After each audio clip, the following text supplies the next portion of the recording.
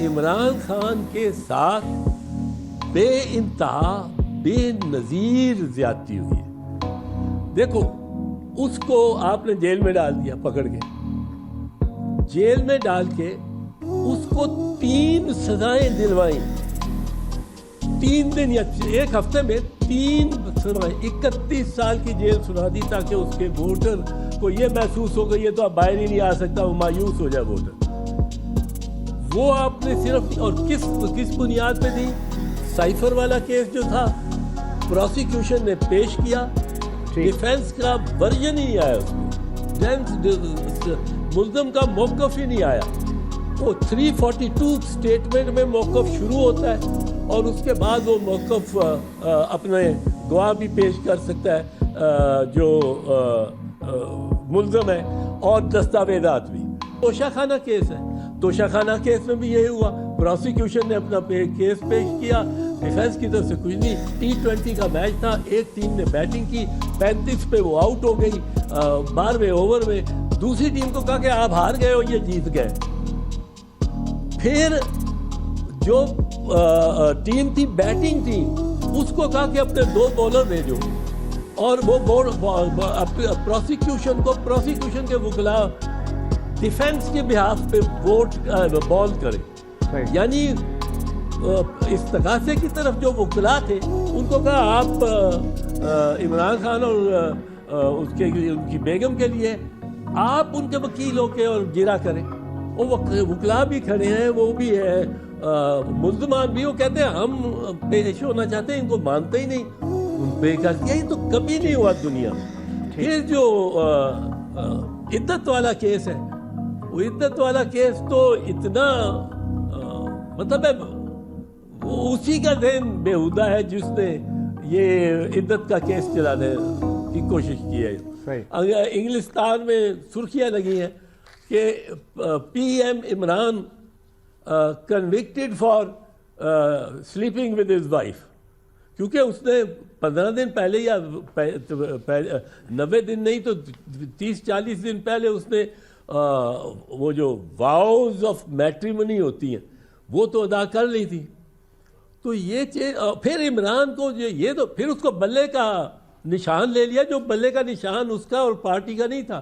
بلے کا نشان تو جتنے ووٹ فرض کرو اس کو 2 کروڑ 3 کروڑ ووٹ پڑنے تھے, ان سب ووٹروں کا حق لے لیا الیکشن کمیشن نے, اور سپریم کورٹ تک.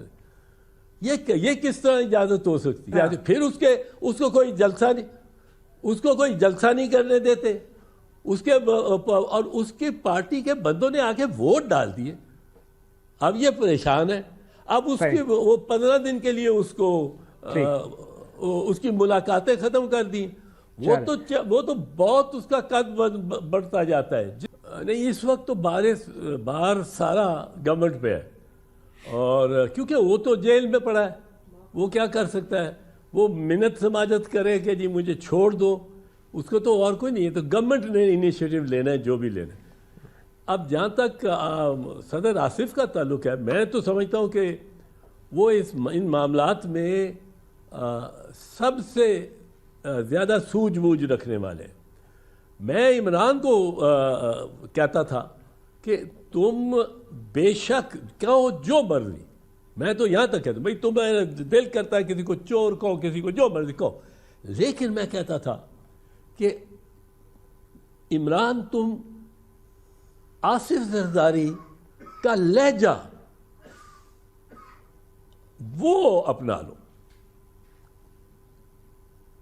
اور کہو اپنا کانٹینٹ نہ چینج کرو.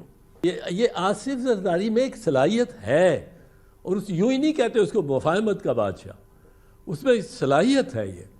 اور میرے خیال میں پریزیڈنٹ زرداری کا کردار بنے گا. ابھی ذرا بہت الجھے ہوئے ہیں اس میں, 9 مئی میں الجھایا ہوا ہے. حالانکہ یہ جو اب یہ ایک چھوٹا سا یہ فالس فلیگ موومنٹ جو کی ہے, یہ ایکشن جو کیا ہے ابھی کہ جی وہ مقصد یہ ہے کہ عمران کا تعلق اور اس کی جو چینلز ہیں یا اپروچ ہے یا جو ذرائع ہیں جیل سے باہر کی دنیا کے ساتھ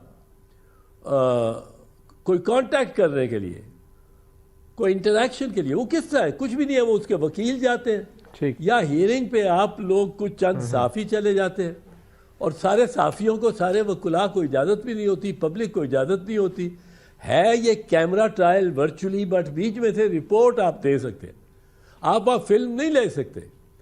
سو کیمرہ ٹرائل ہے جہاں کیمرے کی اجازت نہیں ہے۔ اب وہاں